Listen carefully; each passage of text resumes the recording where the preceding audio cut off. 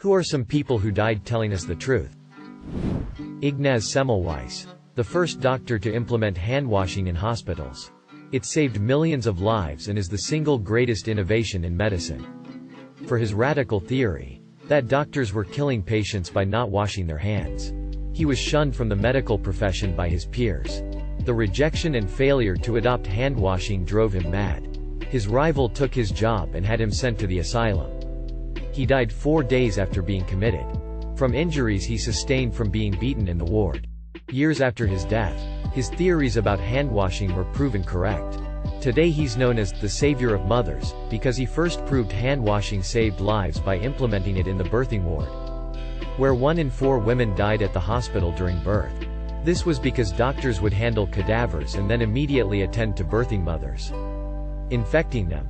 After hand-washing was implemented, the rate of death for birthing mothers dropped to less than 5%. There was a shunned Japanese politician who had spent a lot of his town's budget on building a tsunami wall that was built higher than any tsunami ever recorded in the area. Almost all people in that town cursed him for wasting their money until his death.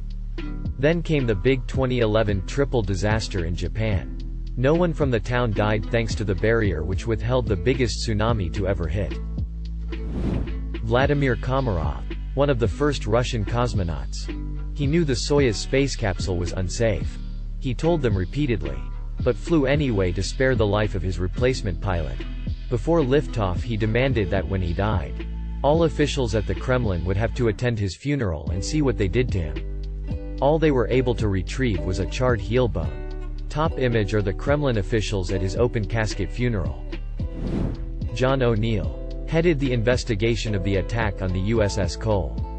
Warned FBI about Al-Qaeda and bin Laden. Was basically told to shut up. Left the FBI to head security at the World Trade Center because he knew there would be another attack there eventually after the first car bombing in the parking ramp. He died on 9/11. Father Minkler. He was a whistleblower priest in the Diocese of Albany who exposed a horrific pedophile priest and the bishop of the diocese for child sexual abuse and also covering for other clerics doing the same thing. He wrote a letter to the Vatican on the matter and it got back to the bishop, who was enraged and denied the allegations vehemently. For 4 years the bishop didn't know who wrote the letter until a TV station reported it was Father Minker. The next day Father Minkler was called to the chancery and forced to sign a letter drafter by the bishop's legal counsel denying writing the letter or that the bishop and this priest were guilty of child abuse. 2 days later he was conveniently found dead in his home by his sister. At first it was ruled a heart attack and then changed to a suicide. The diocese produced his signed statement, recanting the letter he wrote and the bishop claimed exoneration. There was a bottle of pills found near the priest's body later determined to be muscles relaxers. The church claimed the priest intentionally overdosed on these pills and died. They also claimed he left a suicide note. However, no drugs were found in his system and no suicide note has ever been produced. I believe Father Minkler was murdered for doing the right thing. He was posthumously vindicated after the bishop was deposed in 2019 and finally admitted to having committed sexual abuse against children and covering for others. There are currently 7 lawsuits pending against the diocese due to his abuse. The Idaho cult mom, Lori Vallow's husband, Charles. Not only did he know she was going to kill him but he also knew the kids were in danger and begged the police to address the fact that she was clearly not mentally stable.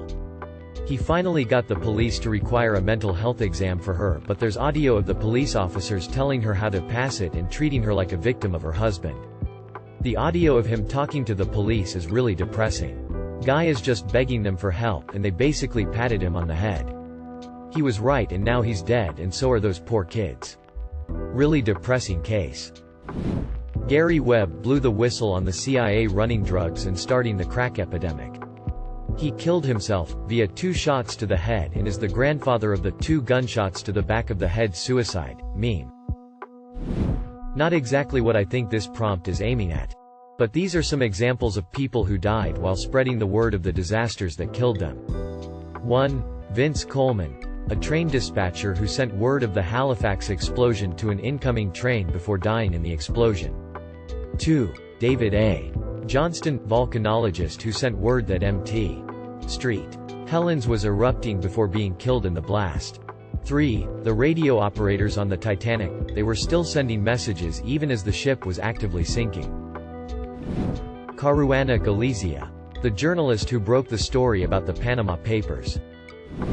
Natasha Jayat. She exposed a huge pedophile, human traffic ring in Argentina involving the football, soccer industry. Celebrities, the government, and overall big names across the country.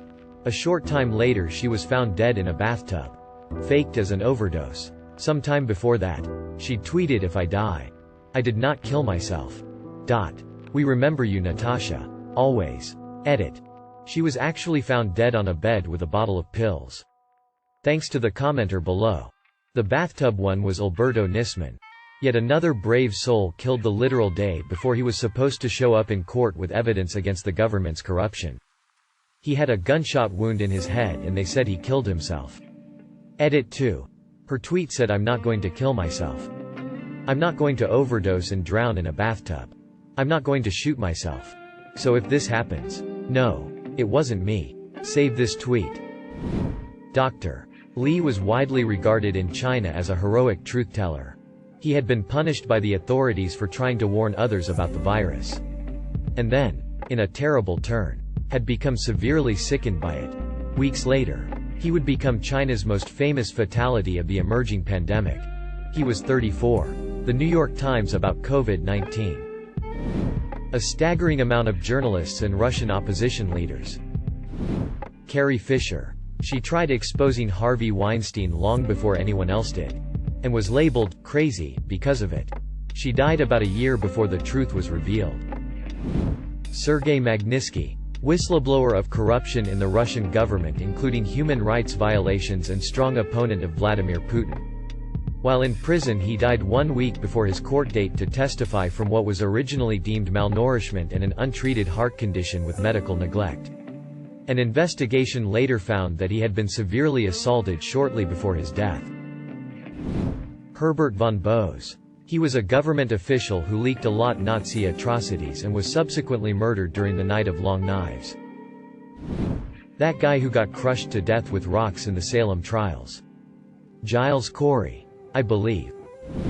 Bob Ebeling. Him and 4 other engineers told NASA to delay the Challenger mission. Most of us know what happened on January 28, 1986. Obviously Oscar Wilde. Either those curtains go or I do. Anyone that committed suicide, after spreading knowledge and saying they weren't suicidal. Tesla. He died single in a hotel in NYC. He said all this life he had been working to improve society and people. But was always laughed at. I guess with him now famous. He is laughing last. George Carlin. But there's a reason. There's a reason. There's a reason for this. There's a reason education sucks. And it's the same reason that it will never, ever be fixed. It's never gonna get any better. Don't look for it. Be happy with what you got. Because the owners of this country don't want that. I'm talking about the real owners now. The real owners. The big wealthy business interests that control things and make all the important decisions. Forget the politicians. The politicians are put there to give you the idea that you have freedom of choice. You don't. You have no choice. You have owners. They own you. They own everything. They own all the important land. They own and control the corporations. They've long since bought and paid for the Senate, the Congress, the state houses, the city halls. They got the judges in their back pockets and they own all the big media companies, so they control just about all of the news and information you get to hear. They got you by the balls. They spend billions of dollars every year lobbying. To get what they want. Well, we know what they want. They want more for themselves and less for everybody else. But I'll tell you what they don't want. They don't want a population of citizens capable of critical thinking. They don't want well-informed, well-educated people capable of critical thinking. They're not interested in that. That doesn't help them. That's against their interests. That's right. They don't want people who are smart enough to sit around a kitchen table to figure out how badly they're getting fucked by a system that threw them overboard 30 fucking years ago. They don't want that. You know what they want? They want obedient workers. Obedient workers. People who are just smart enough to run the machines and do the paperwork. And just dumb enough to passively accept all these increasingly shittier jobs with the lower pay. The longer hours. The reduced benefits. The end of overtime and the vanishing pension that disappears the minute you go to collect it. And now they're coming for your Social Security money. They want your retirement money. They want it back so they can give it to their criminal friends on Wall Street. And you know something? They'll get it. They'll get it all from you. Sooner or later. 'Cause they own this fucking place. It's a big club. And you ain't in it. You and I are not in the big club. And by the way, it's the same big club they use to beat you over the head with all day long when they tell you what to believe. All day long beating you over the head in their media telling you what to believe. What to think and what to buy. The table is tilted, folks. The game is rigged. And nobody seems to notice. Nobody seems to care. Good, honest, hard-working people, white collar, blue collar. It doesn't matter what color shirt you have on. Good, honest, hard-working people continue. These are people of modest means. Continue to elect these rich cocksuckers who don't give a fuck about them. They don't give a fuck about you. They don't give a fuck about you. They don't care about you at all. At all, at all. And nobody seems to notice. Nobody seems to care. That's what the owners count on. The fact that Americans will probably remain willfully ignorant of the big red, white and blue dick that's being jammed up their assholes every day. Because the owners of this country know the truth. It's called the American dream. Because you have to be asleep to believe it. JFK was disgusted by the CIA and tried to publicize the horrible things they'd done and promised to splinter the CIA and scatter it into the winds. He made this declaration a week before he was assassinated. Nothing happened in Tiananmen Square. Sophie Scholl. I'm surprised nobody has mentioned Reddit co-founder and internet activist Aaron Swartz yet. Dr. David Kelly exposed the lies about WMDs, then committed suicide. It was just a coincidence that the government refused to open an inquiry into his death. Who needs to investigate a suicide? Martha Mitchell blew the whistle on Watergate only to be gaslit and accused of being a mentally unstable alcoholic by her husband, political cronies, and even her own kids. Ignaz Semmelweis. Doctors should wash their damn hands. Marie Curie. Pat Tillman. Karen Silkwood. From Wikipedia. Greater than Karen Gay Silkwood, February 19, 1946 – November 13, 1974, was an American chemical technician and labor union activist known for raising concerns about corporate practices related to health and safety in a nuclear facility. Greater than after testifying to the Atomic Energy Commission about her concerns. She was found to have plutonium contamination on her body and in her home, while driving to meet with a New York Times journalist and an official of her union's national office. She died in a car crash under unclear circumstances. Link to Wikipedia entry on Karen Silkwood. Dr. Li Wenliang, Chinese whistleblower doctor who died from COVID. Helmut Hubner was a teenage boy living in Nazi Germany. He distributed anti-Nazi leaflets and tried to tell people in Germany the war was not going the way Hitler and the party claimed it was. He was arrested alongside several other boys who had helped him. During his trial, Helmut purposefully baited the judges so that his friends would receive lighter sentences. His friends were sentenced to imprisonment in labor camps. Helmut was sentenced to death by beheading. After his conviction, he turned to the judges and said, "I have to die now for no crime at all. Your turn is next." He was executed in 1942 at the age of 17. Dr. Li tried to tell everyone about COVID, but Chinese authorities stopped him. Li Wenliang. He blew the whistle on the COVID cover-up. And well, ironically, he died. Ignaz Semmelweis. The Hungarian doctor who pioneered washing hands before and after procedures, was not taken seriously by his colleague and suffered mental breakdown. It took decades before doctors adapted his practice. The poor Kurdish girl in Iran who was killed because she chose not to wear her hijab the right way. Scientists executed by the Catholic Church. Hypatia. Hypatia was a pagan philosopher in late 4th century Alexandria. She appears to have been a lecturer in Platonic thought, a practicing scientist, and the author of several mathematical treatises. She was killed by a Christian mob in the year 415. Roger Bacon. Roger Bacon, (1220–1292), was an English philosopher and Franciscan friar who was a talented natural scientist and is considered one of the pioneers of the scientific method and was noted for his use of empirical observation.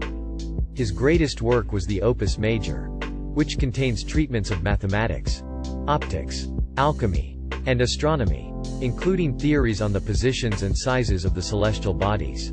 Bacon appears to have been imprisoned by the ecclesiastical authorities sometime around 1279 and may have died in captivity. Pietro di Abano. Pietro di Abano, 1257–1316, was an Italian philosopher, astrologer, and professor of medicine. He was a noted author whose most famous work was Conciliator Differentiarum, Quae inter Philosophis et Medicos Versantur, an exploration on the relationship between contemporary medical theories and Aristotelian natural philosophy. He was arrested by the Inquisition and died in prison around 1316. He was condemned posthumously and his bones burned. Cecco di Ascoli. Cecco di Ascoli, 1257–1327, was an Italian encyclopedist, physician, and scholar specializing in mathematics and astronomy. He was a professor of astronomy at the University of Bologna and was such a noted astronomer that there is a crater on the Moon named after him.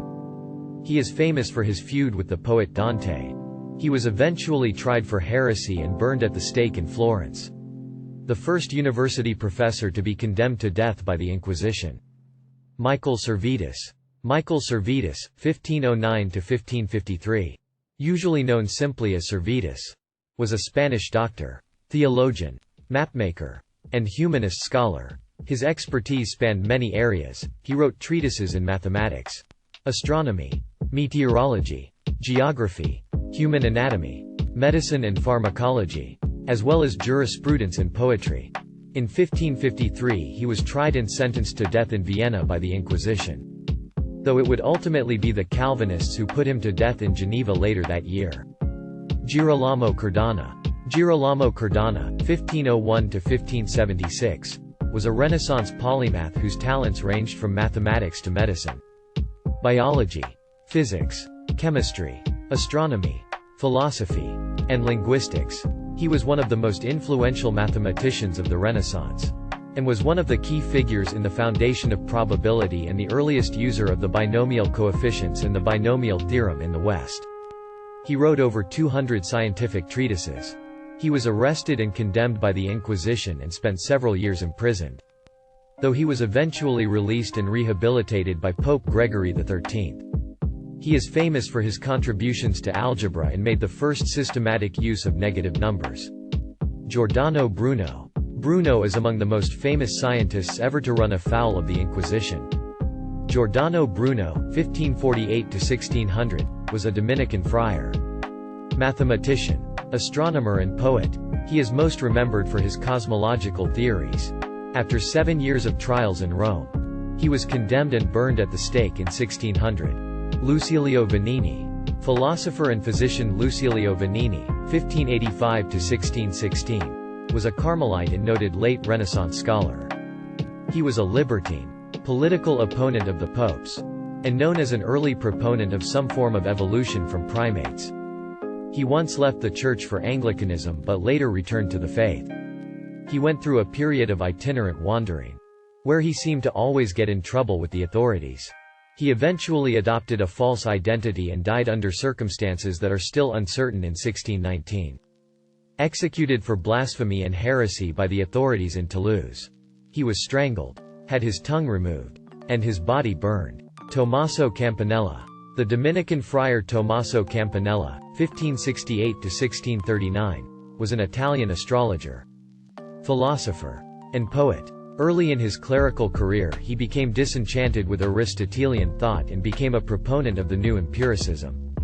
He was briefly imprisoned by the Inquisition for engaging in wild astrological speculation. He was released but was apprehended in Calabria, tortured, and spent 26 years in prison. He was later released to be part of the court of Pope Urban VIII and had some remote involvement in the Galileo affair. Despite his age, he again got in trouble and had to go into exile to the court of Louis XIII of France, where he died in 1639. Kazimierz Lishchinsk. Kazimierz Leszczynsk, 1634–1689, is different than the rest of the people we have examined in that he did not have a reputation as a scientist. He was a Polish soldier and nobleman, but also an amateur scholar and philosopher. Leszczynsk was educated by the Jesuits but later became an opponent of the society, whom he later opposed as a judge in several cases against the Jesuits concerning ownership of estates. He was arrested and charged with atheism and blasphemy based on an allegedly atheist manuscript he had written entitled On the Non-Existence of God.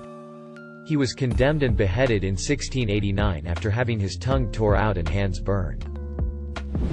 Malcolm X. Richard Jewell. Sophie Scholl was a German student and anti-Nazi political activist. She was born on May 9, 1921, in Forchtenberg, Germany.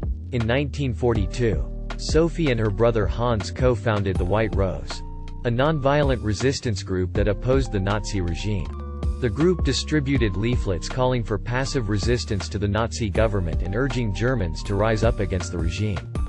On February 18, 1943, Sophie and Hans were arrested by the Gestapo while distributing leaflets at the University of Munich. They were interrogated and sentenced to death by the People's Court on February 22, 1943. On the same day, Sophie, Hans, and their friend Christoph Probst were executed by guillotine. Sophie's final words were "Such a fine, sunny day, and I have to go. But what does my death matter? If through us, thousands of people are awakened and stirred to action?" Her courage and commitment to justice have since inspired countless people around the world. Not exactly killed directly, but still punished severely. Galileo. Killed. Socrates. Russell Case. Independence Day, Rip. Aaron Swartz. Michael Hastings. Bud Dwyer. He was a politician in Pennsylvania in the 1980s and he was accused of accepting bribes. He denied it, but he and his family were receiving tons of hate from people to the point in which he called for a public announcement with news cameras and such. He took a gun out of an envelope and put it in his mouth and pulled the trigger. Local news outlets now had video of a politician killing himself. Years later it was learned that he really didn't accept bribes. Karen Silkwood. Nicole Brown Simpson. She told her friends and the police that OJ would kill her and get away with it. Alberto Nisman. He was a prosecutor investigating the president of Argentina at the time. Cristina Fernandez de Kirchner. Wound up doing the Ole Epstein and suicided. In the wastebasket next to where he was found, there was a draft for an arrest warrant for the president. President Eisenhower. In the councils of government, we must guard against the acquisition of unwarranted influence, whether sought or unsought, by the military-industrial complex. The potential for the disastrous rise of misplaced power exists and will persist. Porn star Dakota Skye didn't die from an OD. She was taken out by the porn industry for revealing what they were doing behind the scenes. Shortly before her death, she went on a podcast to talk about how the porn industry was starting to hire only women who looked underage, stating actual requirements they looked for, and would pay them bonuses for staying that way. How her career reflected this in pay after she had some cosmetic surgeries done and got a tattoo. It was in searching for answers that she learned of the new requirements and these off-the-books bonuses. The podcast was only online for a few hours before it was taken down. Less than 2 weeks later, her body was found several hours after the OD. Even the ME said it looked suspicious. But the porn industry refuses to talk about it. No MSM has been willing to cover it. And the podcaster refuses to acknowledge that the interview took place. Now, we have other porn stars that are being forced into retirement because they either no longer look the part, or they refuse to go along with what production companies are asking. Hans Scholl. Sophie Scholl. Christoph Probst. Alexander Schmerel. Willy Graf and Kurt Huber. Daphne Caruana Galizia. Journalist who tied the Panama Papers to several Maltese politicians and then a year later died in a car bomb. Giordano Bruno. He proposed that the stars were distant suns surrounded by their own planets. And he raised the possibility that these planets might foster life. He was tried on heresy and burnt at the stake. We now have proof of Earth-like planets orbiting distant stars that could possibly harbor life, as well as countless other exoplanets being found almost daily. Many of these people's names we don't know because the murder cover-up was successful. Alan Turing. He gave us the spark that humanity needed for almost everything digital. He was poisoned and killed with cyanide by British government because he was gay at the young age of 42. It is beyond me why LGBTQ community don't remember him loudly every year on Pride Week. Or why Netflix still don't have any production in line to remember him. Thank you for watching. If you enjoyed this video, don't forget to drop a like. If you would like to see more content like this in the future, subscribe and turn on notifications to be notified about future videos. Now check out one of these interesting videos.